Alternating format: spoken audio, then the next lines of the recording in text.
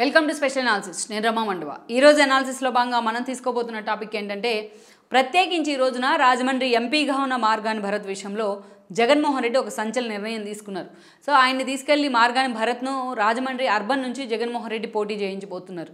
ఈ రోజు మరి రాజమండ్రి అర్బన్ నుంచి పోటీ చేయించినట్లయితే రాజమండ్రి ఎంపీగా ఎవరు పోటీ చేస్తారనేది కూడా ఒక చర్చ ఉంది.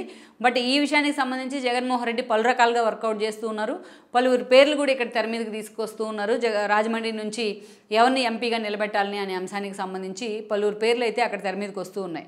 సరే, ఈ రీజన్స్ అన్నీ మనం పక్కన పెట్టినట్లయితే ఈరోజు మార్గాని భరత్ రాజమండ్రి అర్బన్లో ఎంతవరకు కూడా ఆయన గెట్ అయ్యే అవకాశం ఉందనేది అయితే ఒక $1 మిలియన్ ప్రశ్న అనే చెప్పాలి.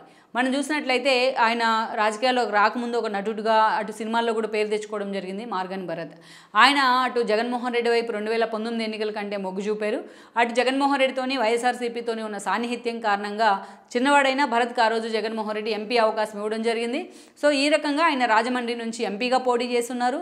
అటువైపు నుంచి చూస్తే టీడీపీ నుంచి మురళీమోహన్ సీనియర్ నేత, మాజీ ఎంపీ మురళీమోహన్ కోడలైన రూప ఆ రోజు పోటీ చేశారు. బట్ ఆవిడని ఓడించారు మార్గాని భరత్.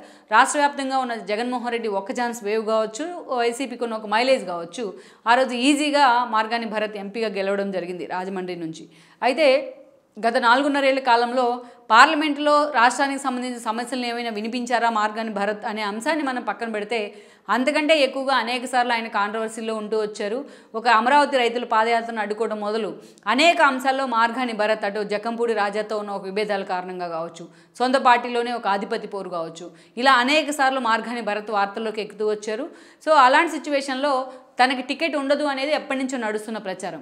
అయితే మార్గాని భరత్కి ఎంపీ టికెట్ ఇవ్వకుండా ఉన్నట్లయితే అక్కడ రాజమండ్రిలో ఎలాంటి పరిణామాలు చోటు చేసుకుంటారన్న ఒక చర్చ అయితే ఎప్పటి నుంచో ఉంది. అలాంటి సిచ్యువేషన్లో ఈరోజు జగన్మోహన్ రెడ్డి సిట్టింగుల మార్పు అనే అంశాన్ని తెర మీదకి తీసుకొచ్చారు. నువ్వా నేనా అన్న తేడా లేకుండా అందరినీ కూడా ఆయన మారుస్తూ ఉన్నారు. సో అలాంటి క్రమంలోనే ఈరోజు ఉభయ గోదావరి జిల్లాల్లో కూడా ఒక బీసీ కార్డును అయితే తెర మీదకి తీసుకొచ్చారు. కాపు సామాజిక వర్గం ఎక్కువగా ఉన్న చోట ఒక బీసీ అభ్యర్థిని అక్కడ నిలబెట్టి ఒక యాంటీ సోషల్ ఇంజనీరింగ్ చేసే ప్రయత్నం అయితే చేస్తూ ఉన్నారు జగన్మోహన్ రెడ్డి. దానిలో భాగంగానే ఈ రోజున మార్గాని భరత్ను తీసుకెళ్లి రాజమండ్రి అర్బన్కు పంపిస్తూ ఆయన ఒక కీలక నిర్ణయం కూడా తీసుకున్నారు.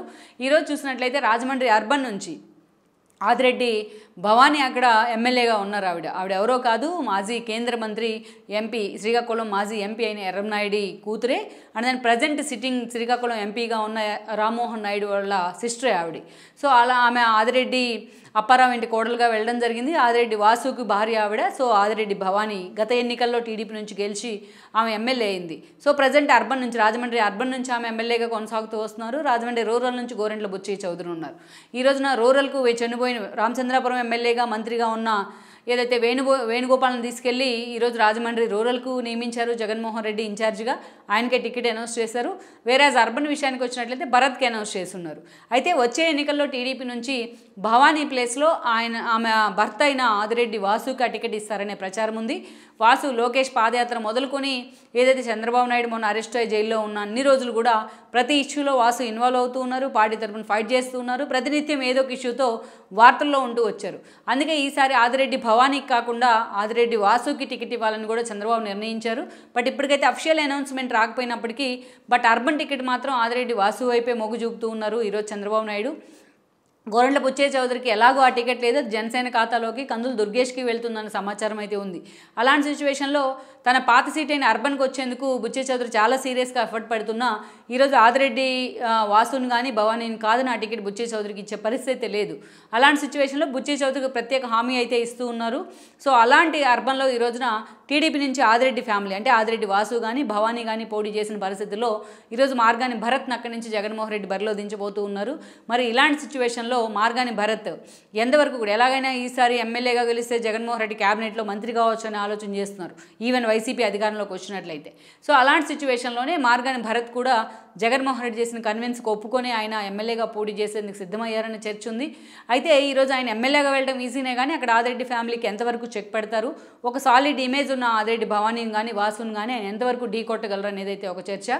మరోవైపు భరత్ ఖాళీ చేసిన ఎంపీ స్థానంలో ఈరోజు జగన్మోహన్ రెడ్డి ఎవరిని తీసుకొచ్చి అక్కడ అకామిడేట్ చేయబోతున్నారు అనేది అయితే మరో చర్చ. లెట్స్ సీ ఈ పరిణామాలు రాజమండ్రి అర్బన్లో వైఎస్ఆర్సీపీ భవిష్యత్తును ఎటువైపు లీడ్ చేయబోతున్నాయి అనేది మనం చూడాల్సి ఉంది. ఈ వీడియో మీకు నచ్చినట్లయితే please share, like and subscribe R24 Telugu.